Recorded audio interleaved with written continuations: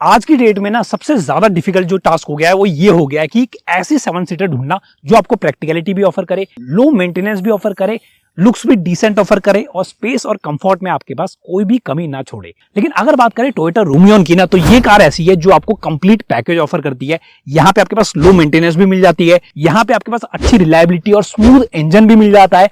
और साथ ही साथ जब बात करें प्राइस की, तो इसका जो प्राइस है वो इतना ज्यादा नहीं है कि आपके लिए किसी तरह से अफोर्ड करने में इसे थोड़ी सी प्रॉब्लम हो। इस वजह से अगर आप जेन्युइनली एक अच्छी खासी 7 सीटर कार ढूंढ रहे हैं जो कि आपको पीस ऑफ माइंड प्रोवाइड करे, तो ये गाड़ी आप ऑप्ट कर सकते हैं।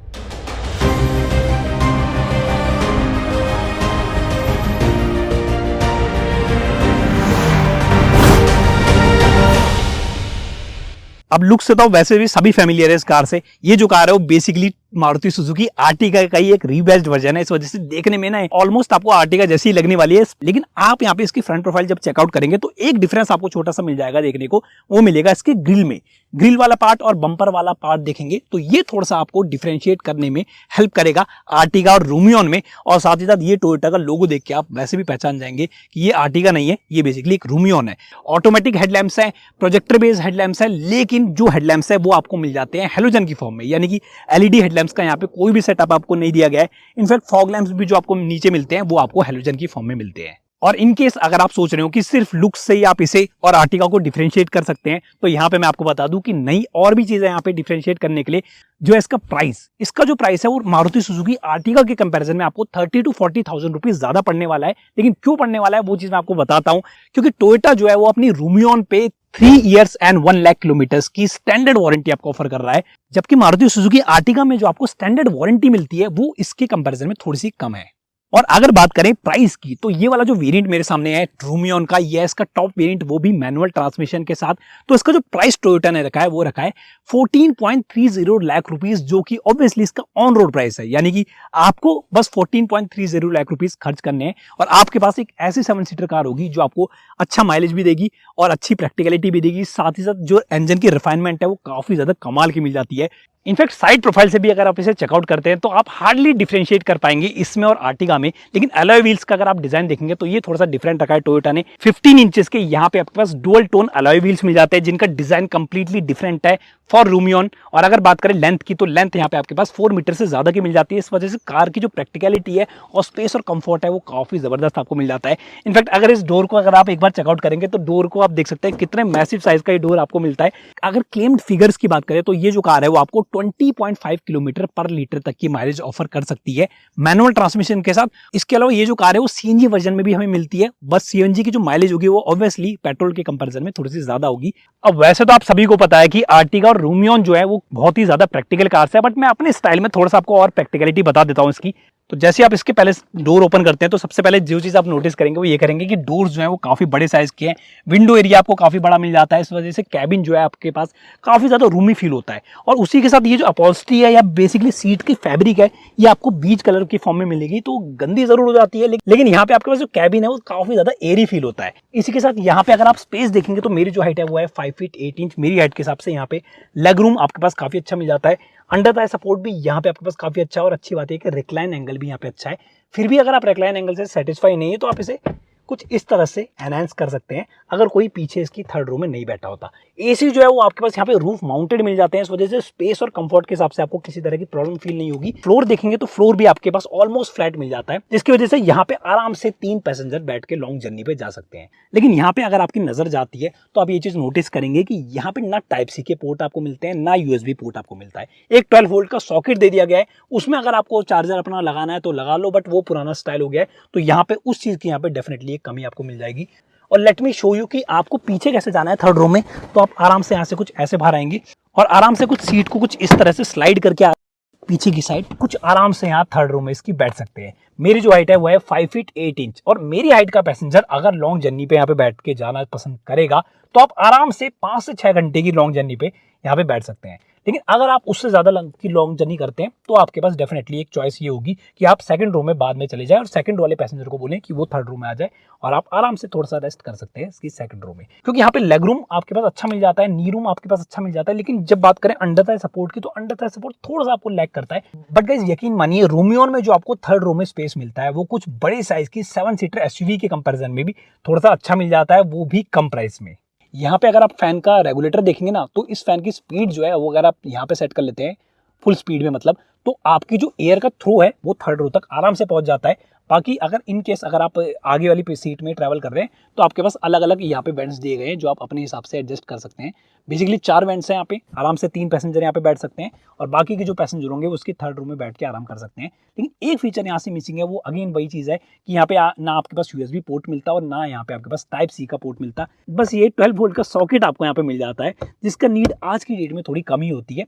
लेकिन यहाँ पे आपके पास कप होल्डर देखेंगे तो ये कप होल्डर आपको एक मिल जाता है और दूसरा जो कप होल्डर है वो मेरी राइट साइड में मिल जाता है। मतलब कि कंफर्ट के हिसाब से आपको आई डोंट थिंक कि इससे ज्यादा कंफर्ट किसी और 7 सीटर कार में 10 से 20 लाख के बजट में आने वाला है।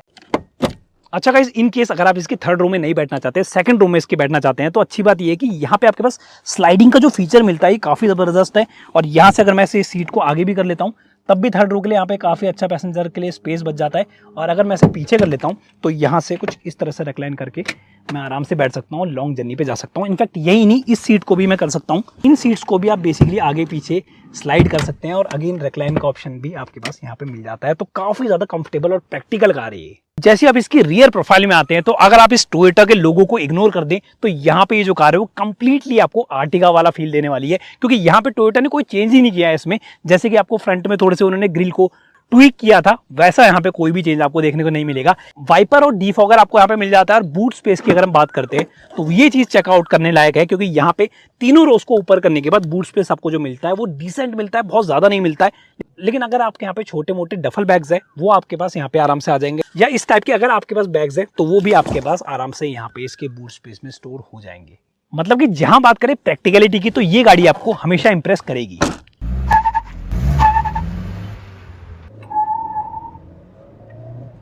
तो व्हील स्पिन यहाँ पे हो जाते हैं। यहाँ पे आपके पास जो इंजन मिलता है वो मिलता है 1.5 लीटर का नेचुरली एस्पिरेटेड पेट्रोल इंजन, जो कि ऑब्वियसली मारुति सुजुकी का इंजन है। और परफॉर्मेंस की अगर बात करूं तो परफॉर्मेंस जो है वो बहुत ही ज्यादा लीनियर है। मतलब कि ऐसा नहीं है कि आपको एक्सेलरेट करोगे आप और आपको ऐसा फील आ जाएगा कि आप कोई बहुत ज्यादा परफॉर्मेंस ओरिएंटेड गाड़ी ड्राइव कर रहे हो, ऐसा कुछ फील नहीं आने वाला।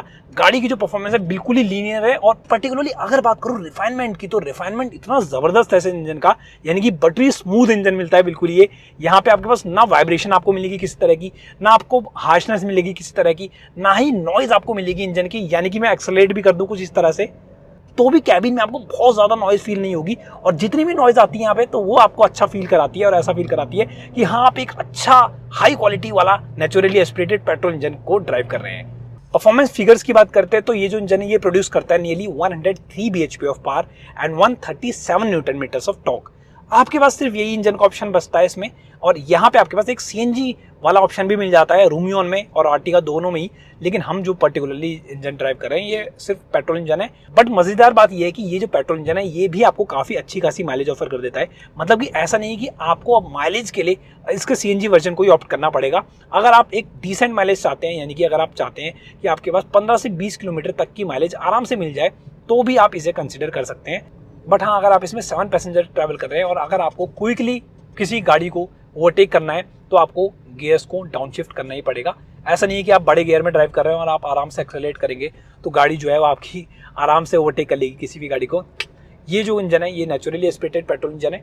पावर और टॉर्क डिलीवरी बहुत ही ज़्यादा लीनियर है और बहुत ही ज़्यादा लीनियर पुल आपको यहाँ पे मिल जाता है। तो इस वजह से परफॉर्मेंस जो है वो आपके पास बिल्कुल ही डिसेंट टाइप की मिल जाती है। ये वाला जो ग्लास पैनल है, फ्रंट की विंडशील्ड है, साइड का जो ग्लास है, ये सारे आपको इतने बड़े मैसिव मिल जाते हैं कि आपके कैबिन में पहले तो लाइट आराम से एंटर करेगी। इस वजह से कैबिन जो है वो आपको एयरी फील होगा, रूमी फील होगा। उसके अलावा यहाँ पे आपके पास किसी भी तरह का ब्लाइंड स्पॉट आपको फील नहीं होने वाला। इनफैक्ट अगर आपने रिसेंटली गाड़ी ड्राइव करना सीखा है तो आप आराम से इस कार को ड्राइव कर पाएंगे। ऐसे प्लेस में भी इसे लेके जा सकते हैं जहाँ पे जनरली हमें कार को ले जाने में थोड़ी सी प्रॉब्लम होती है, स्पेशली स्ट्रीट टाइप के एरिया में। और स्टीयरिंग व्हील अगर आप देखेंगे तो स्टीयरिंग व्हील आपको नॉर्मल वैसे ही मिलता है जैसे सुजुकी की ज़्यादातर कार्स में मिलता है, बस मिडिल में आपको टोयोटा का लोगो मिल जाता है। और साथ ही साथ यहाँ पे आपके पास कनेक्टिविटी के फीचर मिलते हैं, यानी कि steering mounted audio and voice controls के बटन्स दे दिए गए हैं। क्रूज कंट्रोल आपको नॉर्मली मिलेगा यहाँ पे। 7 इंच का टच स्क्रीन इंफोटेनमेंट सिस्टम मिल जाता है जो कि सपोर्ट करता है wireless Android auto Apple CarPlay की फैसिलिटी को। एसी वेंट्स देख सकते हैं आप, ऑटोमेटिक क्लाइमेट कंट्रोल आपको यहाँ पे मिल जाता है।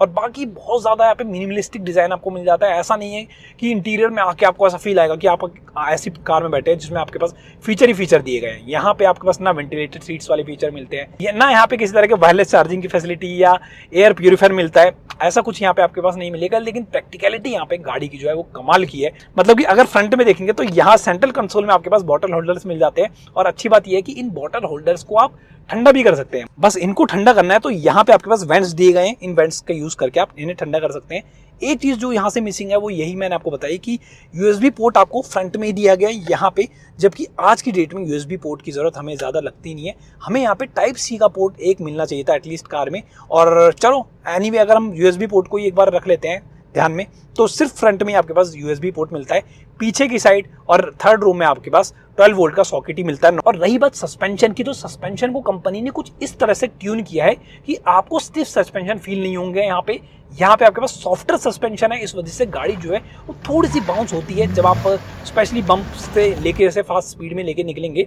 लेकिन उन सॉफ्टर सस्पेंशन की वजह से ये जो कार है वो इतनी ज़्यादा कंफर्टेबल बन जाती है। और स्पेशली अगर आप इसे लॉन्ग जर्नी पे लेके जाते हैं तो आप कंफर्टेबली इसमें बैठ पाएंगे, आपको थकान बिल्कुल भी फील नहीं होगी। इनफैक्ट सीट्स के अंडर था सपोर्ट, साइड बोल्स्टिंग की अगर हम बात करें तो वो भी बहुत ज़्यादा अच्छा है, जिसकी वजह से लॉन्ग जर्नी पे अगर आप इसे लेके जाएंगे तो आपको किसी भी तरह की थकान फील नहीं होगी। 4 एयरबैग्स मिल जाते हैं इसमें, यानी कि ड्राइवर और को ड्राइवर साइड आपको एक एयरबैग मिलता है, यानी कि 2 एयरबैग ये हो गए। एंड ड्राइवर और को ड्राइवर यानी कि फ्रंट रो के सीट्स के लिए आपके पास साइड एयरबैग्स भी मिल जाते हैं। तो सेफ्टी में एयरबैग्स के लिए तो यही है। बाकी हिल स्टार्ट असिस्ट आपको मिल जाता है, ESP आपको मिल जाता है, कर्टेन्स एयरबैग्स बेसिकली यहाँ पे दिए जाते हैं, तो थोड़ा सा और बेटर ऑप्शन बन जाता है सेफ्टी के पर्सपेक्टिव से। अच्छा गाइस, एसी की परफॉर्मेंस की अगर मैं बात करूं तो एसी की परफॉर्मेंस जो है वो काफ़ी ज़्यादा अच्छी है। एयर थ्रो भी यहाँ पे आपके पास काफ़ी अच्छा मिल जाता है। लेकिन जैसे मैंने आपको बताया कि गाड़ी का जो विंडो वाला पार्ट है, यानी कि विंडशील्ड वाला पार्ट है या साइड ग्लास वाला भी पार्ट है, ये बहुत बड़ा है, मैसिव है। इसकी वजह से क्या होता है कि अभी जैसे हम समर्स में शूट करने बेसिकली, तो कैबिन में सनलाइट आराम से एंटर कर जाती है और सनलाइट एंटर करने की वजह से गाड़ी का जो टेम्परेचर है वो बहुत ज़्यादा बढ़ जाता है। तो आखिर बात आती है कि किन किन लोगों को ये गाड़ी कंसिडर करनी चाहिए। सबसे पहले वो लोग जो ऑब्वियसली एक 7 सीटर कार ढूंढ रहे हैं, वो भी अफोर्डेबल प्राइस में। अब आप में से काफ़ी सारे लोग सोचेंगे कि रेनो की ड्राइवर भी तो है, वो भी अफोर्डेबल है, वो भी 7 सीटर है, बट वो जो कार है वो एक प्रॉपर 7 सीटर नहीं है, उसे आप 5+2 सीटर कंसिडर करेंगे तो एक बेटर ऑप्शन होगा आपके लिए। बट यहाँ पे ना ये जो कार है ये एक प्रॉपर 7 सीटर है, मतलब कि आप आराम से इसमें 7 पैसेंजर लॉन्ग जर्नी पे जा सकते हैं। थर्ड रो जो है इसकी वो एक कंफर्टेबल थर्ड रो है, यानी कि एक जेन्युइन 7 सीटर है, 5+2 सीटर नहीं है, तो इस वजह से मैं ऐसे कंसिडर करता हूँ। और रूमियन को जो पर्टिकुलरली प्राइस शुरू होता है वो होता है समवेयर अराउंड 12.50 के आसपास से इंटेलिजेंशिया रीजन में, वो भी ऑन रोड प्राइस मैं इसकी बात कर रहा हूँ, वो भी बेस वेरिएंट का प्राइस मैं बात कर रहा हूँ। मेरे पास जो अभी इसका पर्टिकुलरली टॉप वेरिएंट है ये V वेरिएंट है, और वो भी मैनुअल ट्रांसमिशन के साथ। और मैनुअल ट्रांसमिशन में आपके पास जो प्राइस मिलता है वो मिलता है समवेयर अराउंड 14.30 लाख रुपीज़ का। अब इतने प्राइस में अगर आप इस गाड़ी को लेते हैं ना तो आपके पास डेफिनेटली ये वैल्यू फॉर मनी ऑफर करती है। 3 ईयर्स एंड 1 लाख किलोमीटर्स की वारंटी भी आपको ऑफर कर रही है, जो कि ऑब्वियसली सुजुकी की आर्टिगा से थोड़ी सी ज़्यादा है। स्टैंडर्ड वारंटी की मैं बात कर रहा हूँ, एक्सटेंडेड वारंटी आप इसे 5 साल भी करवा सकते हैं एक्स्ट्रा अमाउंट स्पेंड करके। आजकल मैं जब इसे सिटी में ड्राइव करता हूँ तो सिटी में भी आराम से मुझे 15 किलोमीटर पर लीटर तक की माइलेज ऑफर कर देती है, अगर मैं इसे लो RPM पे ड्राइव करता हूँ, बड़े गियर पे ड्राइव करता हूँ। आपके क्या ओपिनियन है आप मुझे नीचे कमेंट्स में ज़रूर बताएं। आप टोयोटा रूमियन को कंसिडर करेंगे या फिर मारुति सुजुकी आर्टिगा को। बाकी वीडियो पसंद आती तो गाइस मेक श्योर वीडियो को लाइक करना ना भूलें, चैनल को सब्सक्राइब करना ना भूलें। मिलते हैं आपसे अगली वीडियो में। Thanks for watching.